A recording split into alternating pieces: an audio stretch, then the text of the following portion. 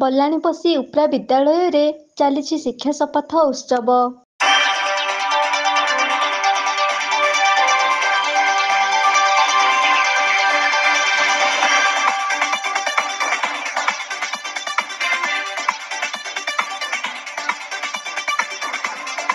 କେନ୍ଦୁଝର ଜିଲ୍ଲା ପାଟଣା ବ୍ଲକ ଅନ୍ତର୍ଗତ କଣ୍ଟିଆପଡ଼ା ଗ୍ରାମ ପଞ୍ଚାୟତର ବଲାଣିପୋଷି ଉପ୍ରା ବିଦ୍ୟାଳୟରେ ସପ୍ତାହବ୍ୟାପୀ ଚାଲୁଅଛି ଶିକ୍ଷା ଶପଥ ଉତ୍ସବ କାର୍ଯ୍ୟକ୍ରମ।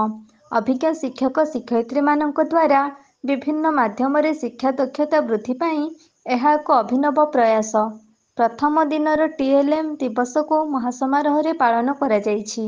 ଏଥିରେ ଶିକ୍ଷକ ଶିକ୍ଷୟିତ୍ରୀଙ୍କ ସକ୍ରିୟ ଅଂଶଗ୍ରହଣ ଦ୍ୱାରା 60 ଗୋଟି ଟିଏଲ୍ଏମ୍ ପ୍ରସ୍ତୁତ କରାଯାଇ ପ୍ରଦର୍ଶିତ କରାଯାଇଥିଲା।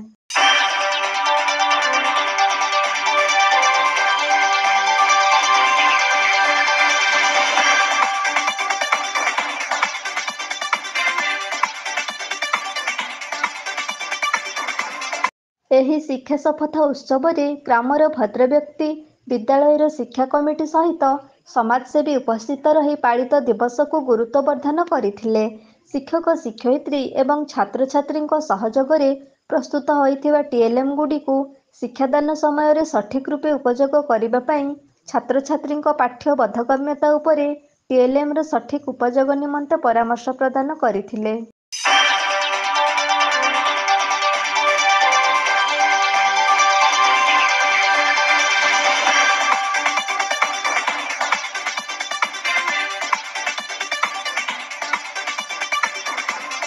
ଏହି ଟିଏଲ୍ଏମ୍ ଦିବସରେ ଛାତ୍ରଛାତ୍ରୀଙ୍କ ଅଂଶଗ୍ରହଣ ଓ ଉତ୍ସାହ ବେଶ୍ ଉଚ୍ଚକୋଟୀର ଥିଲା।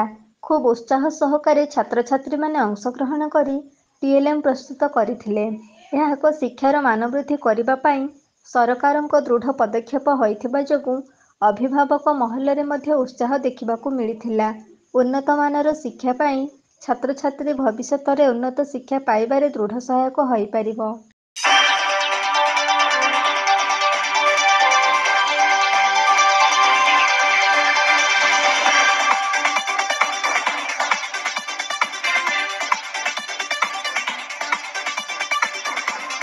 ଏହି ଶିକ୍ଷା ଶପଥ ଉତ୍ସବରେ ଅଭିଜ୍ଞ ଶିକ୍ଷକ ଏବଂ ଶିକ୍ଷୟିତ୍ରୀଙ୍କ ଦ୍ୱାରା ଖୁବ୍ ଉଚ୍ଚକୋଟୀର କାର୍ଯ୍ୟକ୍ରମ ହୋଇଥିବା ବେଳେ ଛାତ୍ରଛାତ୍ରୀମାନଙ୍କ ଶିକ୍ଷାର ଉନ୍ନତି ଲକ୍ଷ୍ୟରେ ଗୁରୁତ୍ୱ ଦେଇଥିଲେ। ଏହି ଶିକ୍ଷା ଶପଥ କାର୍ଯ୍ୟକ୍ରମ ଏକ ସପ୍ତାହ ଧରି ବିଦ୍ୟାଳୟରେ ଚାଲିବ।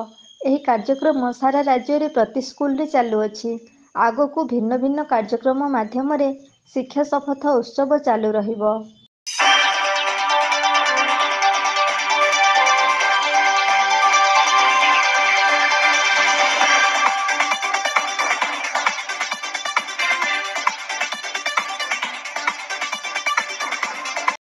କେନ୍ଦୁଝରରୁ ବାସୁଦେବ ସିଂଙ୍କ ରିପୋର୍ଟ, ଏବି ନ୍ୟୁଜ୍।